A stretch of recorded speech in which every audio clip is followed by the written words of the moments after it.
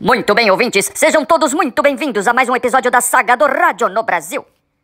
No primeiro episódio você viu que as primeiras rádios eram rádios clube ou rádios sociedade, onde os bacanas se juntavam, faziam contribuições mensais para manterem aquelas rádios tocando as músicas que eles gostavam. Isso que eu acabei de falar, o cara pagar para ter uma programação, o que é? Streaming. Por isso eu costumo falar que o que você vê na TV, na internet hoje, o rádio já fazia há 100 anos, meu irmão. Quer outro exemplo, ouvinte? Agora mesmo a gente enfrentou a pandemia, aulas online, criançada estudando em casa. Na época da gripe espanhola, década de 20, as crianças estudavam através... Alunos onde? Sim, no rádio. Nota 10 para você. Mas não se engane, isso faz um século. Para esses primeiros ouvintes, o rádio era o eletrodoméstico mais importante da casa e mais caro também. Famílias inteiras se reuniam em torno do rádio para viajar naqueles sons, naquelas vozes que saíam daquela caixa mágica. As poucas pessoas que tinham rádio em casa viviam recebendo visita. Era vizinho, era parente, todo mundo chegava na hora da radionovela.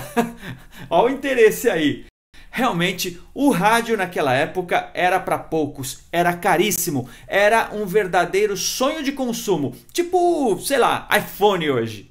Quem tinha, ostentava sem dó. E as lojas que vendiam esses aparelhos, essas lojas lucravam muito.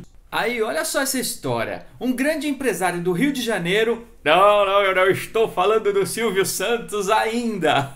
Um outro empresário chamado Alfredo Mairink Veiga tinha uma loja de produtos importados. Entre eles, o valioso rádio. E aí ele teve uma ideia. Bom, se tiver mais estações de rádio, vai ter mais público porque tem mais opção. E aí eu vou vender mais rádios e ficar ainda mais rico. O que ele fez? Fundou uma rádio, levando o nome dele, Rádio Mairink Veiga. Essa aí veio com um conceito totalmente diferente daquele das primeiras, das pioneiras. Enquanto as rádios clube, rádios sociedade tocavam música clássica, palestras para aquela elite que financiava a rádio, né, que pagava aquilo que eu chamei de streaming, a Rádio Mairink Veiga veio já com uma proposta de espetáculo. Tinha muita música, muita animação, humor.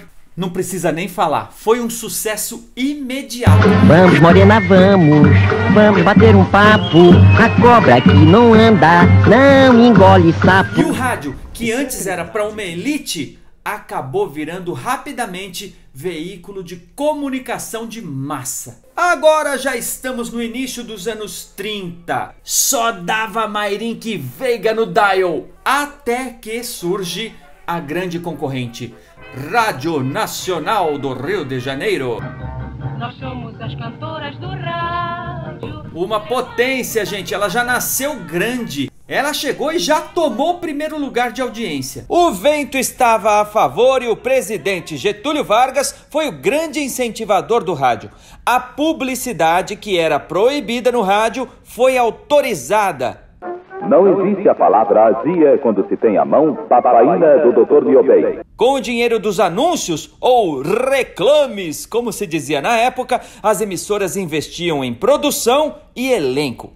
Foi de Getúlio também a ideia de fabricar rádios nacionais, mais baratos e acessíveis ao trabalhador, já que os importados eram caros e para poucos. O primeiro deles foi esse aí, o Telefunken Rondó, em homenagem a um passarinho brasileiro.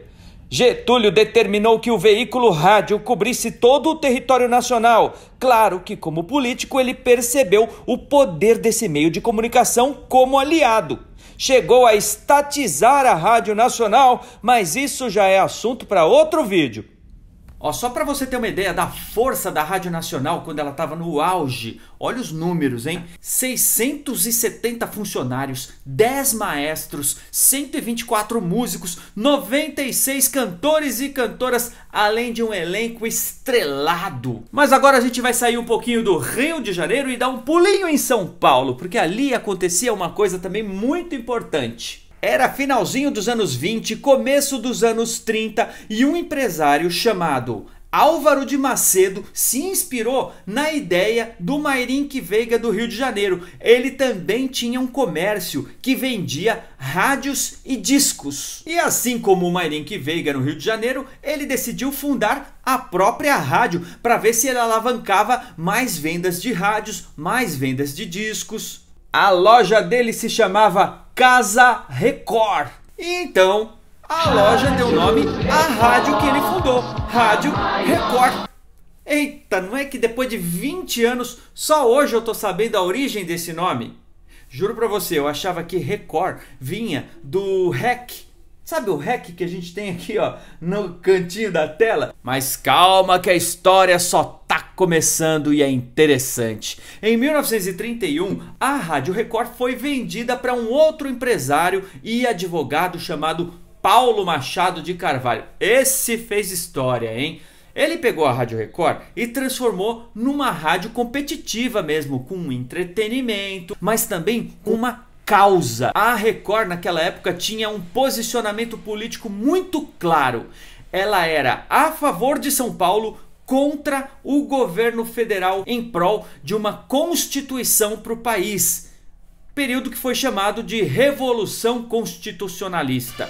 Vencidos pelas armas, a vitória nos sorriu depois, logo depois, com a realização dos nossos objetivos. A revolução acabou e a Rádio Record seguiu seu caminho como uma das maiores do país. Rivalizava com a Rádio Nacional com grandes programas de auditório, de música, de humor. Para começar, você quando fizer um discurso, você tem que falar pras massas. Nhoque, pizza napolitana, talharim, mussarela, lasanha. Que é isso? E pastel. Que besteira é essa? Ué, tô falando pras massas, você não mandou? A Rádio Record também trouxe uma grande inovação para a época, o início das transmissões esportivas, sucesso até hoje. Foi pelos microfones da Record que os ouvintes puderam acompanhar a primeira transmissão de um jogo de futebol. Seleção do Rio de Janeiro contra a seleção de São Paulo. O Brasil vivia definitivamente a era de ouro do rádio. Por hoje é só, meus queridos ouvintes. No próximo episódio você vai conhecer melhor as radionovelas, a coqueluche da época, a febre que arrebatou multidões. E também não esqueça de deixar seu like, fazer sua inscrição e recomendar este distinto canal a todos os seus amigos e inimigos.